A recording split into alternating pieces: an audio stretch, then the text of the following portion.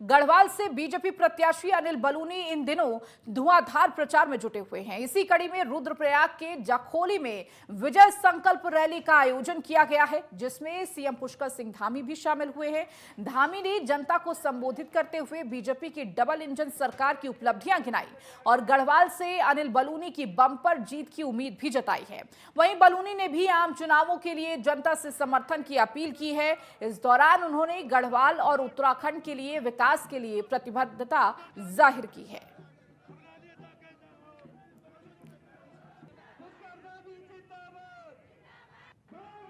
कि उत्तराखंड के अंदर आज हमारे प्रधानमंत्री जी ने इसी बाबा केदार की भूमि से कहा था कि 21वीं सदी का तीसरा दशक उत्तराखंड का दशक होगा, यानी कि उत्तराखंड हर क्षेत्र में आगे होगा। इस क्षेत्र को आगे बढ़ाने की जिम्मेदारी अब हमारे हाथ में है। जब हमारे प्रधानमंत्री जी ने हमारे लिए कोई कमी नहीं की है, केंद्र की सरकार हो, राज्य की सरकार हो, मिलकर जो डबल इंजन की सरकार ने काम किया है, पिछले 10 सालों की अगर मैं बात करूं तो 2 लाख करोड़ रुपए से भी ज्यादा की योजनाएं आज हमारे यहाँ स्वीकृत हो गई है और इतनी ही योजनाएं आगे की स्वीकृति के लिए हमारी पाइपलाइन पर हैं, जल्दी उनकी भी स्वीकृति हो जाएगी। देखिए कितना आसान होने वाला है। ये विकसित भारत की जो चाबी है, ये लखपति दीदियों को बनाने की जो चाबी है, जो आवास छूट गए उनको आवास दिलाने की जो चाबी है, वो चाबी आपके हाथ में है। आपने उस चाबी को संभाल के रखना है और 19 तारीख के दिन प्रातःकाल से पहले मतदान करना है, उसके बाद क्या करना, जलपान करना है। आप देखिए मोदी जी जितना पूरे देश में कहीं जाते हो सबसे ज्यादा इस गढ़वाल में आते हैं, सबसे ज्यादा इस उत्तराखंड में आते हैं। इस उत्तराखंड इस गढ़वाल के साथ उनका लगाव है और आप देखिए मोदी जी के आसपास सारे हमारे उत्तराखंड के गढ़वाल के लोग हैं। यहाँ जितने लोग बेघर हैं उनके लिए घर दे रहे हैं। जो यहाँ पर जिन लोगों को आयुष्मान कार्ड, सबको आयुष्मान कार्ड मिला है, जितनी माताएं बहनें बैठी हैं इन सबके पास उज्ज्वला का गैस कनेक्शन है, वृद्धावस्था पेंशन है, विकलांग पेंशन है, तमाम सुविधाएं मोदी जी ने अपने भाई बहनों को, अपने परिवारजनों को लेते दी। कि 2 लोग धामी जी और अनिल बलूनी मिलकर हम करेंगे। मैं आप लोगों को विश्वास दिलाता हूं,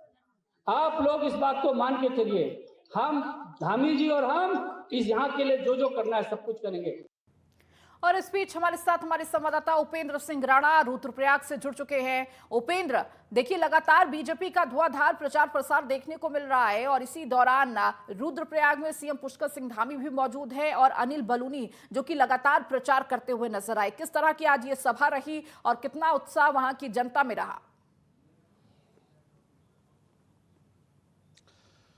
देखिए, जिस प्रकार से लगातार भाजपा की ओर से लगातार लोकसभा चुनाव को देखते हुए धुआंधार प्रचार प्रसार जो है वो लगातार चल रहा है। साथ ही खुद मुख्यमंत्री पुष्कर सिंह धामी भी लगातार 5 लोकसभा सीट के पर जो है लगातार प्रचार प्रसार करने जो है वो प्रत्याशियों के लिए जा रहे हैं। लगातार वोट की अपील जो है वो जनता से कर रहे हैं। आज रुद्रप्रयाग के जखोली ब्लॉक में भी इसी तरीके से मुख्यमंत्री पुष्कर सिंह धामी जो है पौड़ी लोकसभा सीट से भाजपा प्रत्याशी अनिल बलूनी के लेकर जो है वोट की अपील जो है वो जनता से की। काफ़ी उत्साह वहां पर लोगों में दिखा। खास तौर पर सबसे ज़्यादा अगर देखा गया तो वहां की महिलाएं जो हैं वो ज़्यादातर बढ़ चढ़कर जो है उन्होंने जनसभा में जो है हिस्सा लिया। उन्होंने जिस प्रकार से मुख्यमंत्री पुष्कर सिंह धामी ने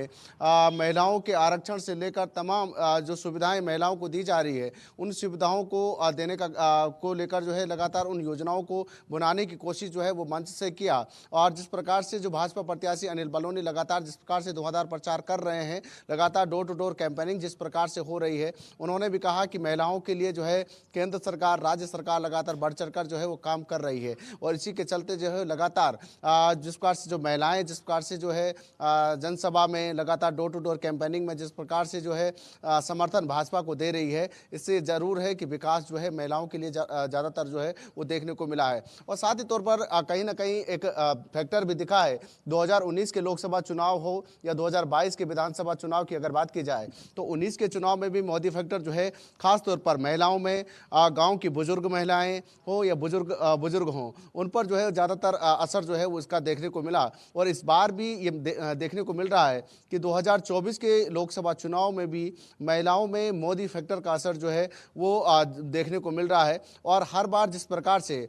खुद मुख्यमंत्री हो या प्रत्याशी लगातार भाजपा के जो है मोदी के काम को गिना रहे हैं, साथ ही मोदी की गारंटी किस तरीके से रहने वाली है, उन तमाम कामों को जो है गिनाने का काम जो है वो कर रही है। साथ ही और ये भी देखा गया है कि जिस प्रकार से प्रधानमंत्री मोदी का लगाव उत्तराखंड से रहा है, और खास तौर पर रुद्रप्रयाग जनपद में जिस प्रकार से जो केदारनाथ मंदिर हैं वहाँ पर जिस प्रकार के पुनर्निर्माण कार्य यहाँ पर हुए हैं, इन तमाम पुनर्निर्माण कार्यों को भुनाने की कोशिश जो है आज जनसभा को संबोधित करते हुए मुख्यमंत्री की ओर से भी किया गया। साथ ही जो भाजपा से प्रत्याशी अनिल बलूनी, उनके द्वारा भी भुनाने का काम किया गया। तो ये साफ तौर पर देखा गया कि किस तरीके से प्रधानमंत्री का लगाव जो है उत्तराखंड से है, और आप चाहते हैं कि अगर उत्तराखंड का विकास और पूरे रुद्रप्रयाग जगहों पर जो है विकास चाहते हैं तो एक बार फिर से मोदी की सरकार बनाने की जो है को लेकर जो है वो बात की गई। यानी कि देखा जा सकता है कि लगातार जो है भाजपा प्रधानमंत्री मोदी के नाम पर जो है वोट की अपील जो है वो लगातार कर रहे हैं। उन्होंने साफ तौर पर यह कहा है कि प्रधानमंत्री मोदी को अगर प्रधानमंत्री बनाना है दोबारा से, तो कहीं ना कहीं एक बार फिर से यहाँ से 5 सांसदों को जो है जिताकर भेजना होगा। तो इन तमाम चीज़ों को ये देखा गया कि अगर मोदी फैक्टर यहाँ पर काम कर गया तो कहीं ना कहीं भाजपा को यहाँ जो है वो बढ़त मिलती हुई जो है साफ तौर पर जो है वो दिखाई दे रही है। जी बिल्कुल उपेंद्र, और जब गढ़वाल की बात होती है, पौड़ी गढ़वाल की, तो हॉट सीट पौड़ी गढ़वाल आती है और इसको लेकर चर्चाएं भी गर्म रहती है क्योंकि पक्ष और विपक्ष दोनों ही इस जगह पे मजबूत नजर आ रहा है। अगर गणेश गोदियाल की भी बात कर ले तो लगातार प्रचार प्रसार में वो भी नजर आ रहे हैं, लेकिन जिस तरीके से बीजेपी एक के बाद एक ही दिन में तमाम चुनाव प्रचार जनसभाएं करते हुए नजर आ रही है, जमीनी स्तर पर जो वहां के लोग हैं उनका क्या कुछ कहना है? कितना असर मोदी की गारंटी का रहने वाला है या फिर विपक्ष के तमाम मुद्दों का रहने वाला है? देखिए, अगर यहाँ की अगर बात की जाए पिछले 3 दिनों से जिस प्रकार से मैं यहाँ चुनावी जनसभाओं को भी देख रहा हूँ और खुद डोर टू डोर कैंपेनिंग जिस प्रकार से यहाँ पर चल रही है, उन तमाम चीज़ों और जो आम लोगों से जो बातचीत लगातार हो रही है उसमें ये जरूर देखा जा रहा है कि मोदी फैक्टर जो है अगर महिलाओं में, बुजुर्गों में अगर देखा जाए तो खास तौर पर मोदी फैक्टर का असर जो है इन पहाड़ी जिलों में जो है वो देखने को मिल सकता है। हाँ, हालांकि ये जरूर है कि कुछ जो साइलेंट वोटर हैं, यानी कि ये कह सकते हैं कि 2024 के इस लोकसभा चुनाव में साइलेंट वोटर का भी बहुत बड़ा योगदान जो है इस बार जो है चुनाव में देखने को मिल सकता है, क्योंकि कई लोगों को यह मानना है कि जिस प्रकार से जो अपेक्षाएं भाजपा सरकार से थी उस तरीके से जो है वो कार्य उत्तराखंड में नहीं हो पाया, या जो स्थानीय विधायक हैं उनसे कई लोग जो है वो नाराज चल रहे हैं। तो इसका फैक्टर जो है कहीं ना कहीं कांग्रेस को जो है वो फायदा पहुंचा सकती है। दूसरा, जिस प्रकार से अगर पौड़ी लोकसभा सीट की अगर बात की जाए तो गणेश गोदियाल जिस प्रकार से स्थानीय भाषाओं में जिस प्रकार से जो है अपने संबोधन कर रहे हैं, साथ ही यहाँ पर जिस प्रकार से एक दिल्ली और पहाड़ की लड़ाई जिस प्रकार से चल रहे हैं, कहा जा रहा है कि भाजपा ने जिस प्रकार से जो है दिल्ली से जो है नेता को बुलाकर जो है यहाँ पर चुनाव लड़वाया है और एक स्थानीय नेता जिस प्रकार से गणेश गोदियाल को माना जा रहा है, इन तमाम चीजों को समीकरण को देखते हुए यहाँ पर चुनाव जो है वो चल रहा है। हालांकि ये जरूर है कि अगर मोदी फैक्टर जिस प्रकार से 2019-2022 के विधानसभा चुनाव में देखने को मिला, अगर ये फैक्टर काम कर गया तो एक बार फिर से जो है भाजपा यहाँ पर बढ़त बना सकती है। लेकिन चुनौती सबसे बड़ी यह है कि जिस प्रकार से गणेश गोदियाल विपक्ष के तौर पर उनसे लगातार ये सवाल जनता से कर रही है कि यहाँ पर अग्निवीर भर्ती से जिस प्रकार से उत्तराखंड के तमाम जवान यहाँ से निकलते हैं, ऐसे में यहाँ पर जवानों में भर्ती की कमी हो रही है, क्योंकि यहाँ के जो बच्चे हैं वो अब फौज में जाना नहीं चाहते हैं, क्योंकि अग्निवीर जिस प्रकार से 4 साल की हो चुकी है। इन तमाम चीजों को बनाने की कोशिश जो है वो जनता के बीच कर रहे हैं। अंकिता भंडारी हत्याकांड के मामले को लगातार जो है जनता के बीच उठा रहे हैं। जिस प्रकार से फ्री राशन हालांकि सरकार की ओर से दी जा रही है,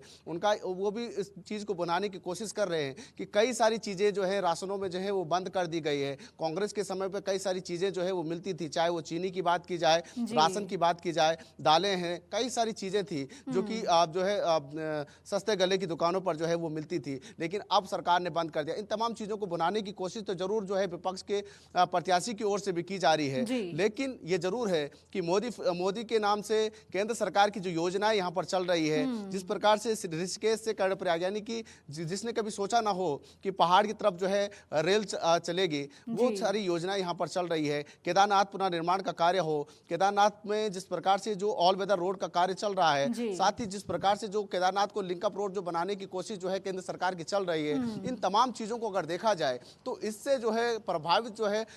है वोट बढ़ सकता है। और ये भी देखा जा रहा है कि जिस प्रकार की जो केंद्र सरकार की योजनाएं मोदी इफेक्ट अगर ये काम कर गया तो भाजपा को फायदा हो सकता है। लेकिन इस बार जो साइलेंट वोटर है उससे भी कहीं ना कहीं चुनाव में जो है फर्क देखने को जरूर मिलेगा। लेकिन ये देखना होगा कि 19 अप्रैल को जब वोटिंग होगी तो किस तरफ वोटिंग होने वाली है, और 4 जून को जब रिजल्ट आएगा तो जनता का आशीर्वाद किसे मिलता है, ये जरूर देखने वाली बात होगी। ठीक है उपेंद्र, बहुत शुक्रिया इन तमाम जानकारियों को देने के लिए।